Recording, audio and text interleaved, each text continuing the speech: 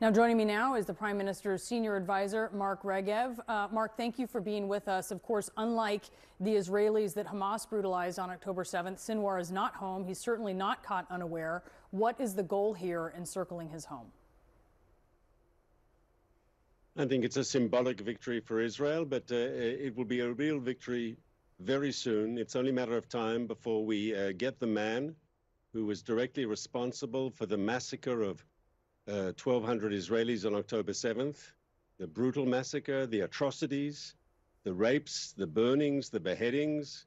We will reach him and justice will be done. Of course, as you are following very closely, the U.S. Congress is debating a funding bill. Senator Bernie Sanders says it is, quote, absolutely irresponsible to give Israel unconditional aid. What is your message to American lawmakers like him who want to condition the aid? Look, Israel's fight against Hamas is America's fight too, because Hamas represents a sort of barbarism, this extremism, this terrorism. And they might have attacked Israel on October 7th, but that sort of extremism can attack Europe and it can reach America. And it's important that we win here, not just for Israel, but for the whole free world. We have to show that this sort of barbarism is destroyed. We have to nip it in the bud, so to speak. We can't allow them to have a victory. And Israel's victory here will be America's victory too. There are, of course, some Americans who are questioning how Israel is executing its war in Gaza. The IDF says the ratio of 2 civilian deaths for every Hamas militant, which is the math that Israel is looking at here, is, quote, tremendously positive, given the challenges of urban terrain and combat. One Democratic lawmaker, Seth Moulton, who is himself a combat veteran of the post 9/11 wars, he deployed multiple times. He said this. No, I think it's dead wrong. I mean, by that number, Israel so far killed about 5,000 Hamas terrorists, but in the process, they've recruited about 100,000 new adherents. And this is really bad news for Israel. Mark, he's referring, of course, to the Stanley McChrystal theory that for every civilian you kill, you recruit 10 new insurgents. So as Israel is eradicating Hamas, how are you planning to deal with the insurgents that the war will inevitably create? So we think when this is over, and we're already seeing signs now, that Hamas's path of extremism, Hamas's path of terrorism, Hamas's path of brutality is being discredited because the people of Gaza are not stupid and they can see where the path of Hamas has brought them.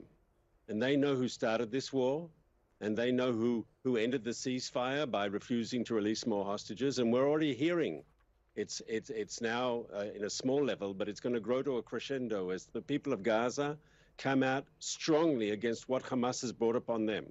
And on that basis, I think we can build a future with Gaza when this is over, a post-Hamas Gaza, which will be demilitarized and, just as important, de-radicalized. And I think in that aim for a demilitarized and de-radicalized Gaza, we'll have many partners also in the Arab world who want to see a better future for the people of Gaza. Mark, you think if an Israeli missile kills someone's sibling or child or parent, they will blame Hamas instead of Israel? Well, you've seen other examples, like at the end of the Second World War. I mean, I don't make a comparison, but it's interesting to think about. At the end of the Second World War, Berlin was destroyed. And Germans blamed Hitler, who brought the destruction upon them. And it could well be the same in Gaza. I mean, Gazans can see what Hamas has done to them. Hamas can see that the Hamas leaders are underground while they're above ground, trying to find a safe place. Hamas can see how Hamas treats Gazan civilians while Israel is pointing them to safe havens, safer zones where they'll be out of harm's way, while Hamas uses Gazan civilians as human shields, wanting them to die on the altar of their crazy, radical, extreme agenda.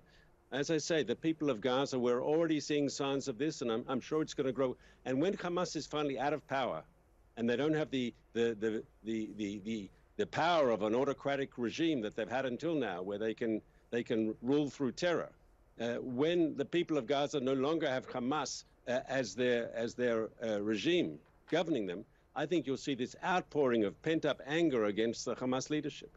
So you think you can superimpose the situation post-World War II Germany onto what you're seeing now? And are you using the way multiple nations join together to administer that territory afterward as a model? I mean, how are you comparing these two things? Because they appear to be incredibly different. It wasn't my comparison. We had visiting here 2 weeks into the war, we had the German Chancellor, Schulz. And he said during his visit that Hamas are the new Nazis. And there's no doubt the way they behaved on October 7th, the massacres they committed. I'm asking you about. Let's be clear. I'm asking you, and I think we're all very clear of the horrible things that happened on October 7th. But I'm talking about the administration of the situation in Gaza following this. That's what you were talking about. You were talking about after the war.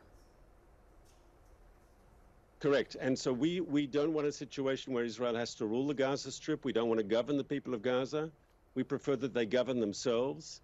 It's clear for the immediate post-war period, we're going to have overriding security control to make sure there isn't a resurgent terrorism.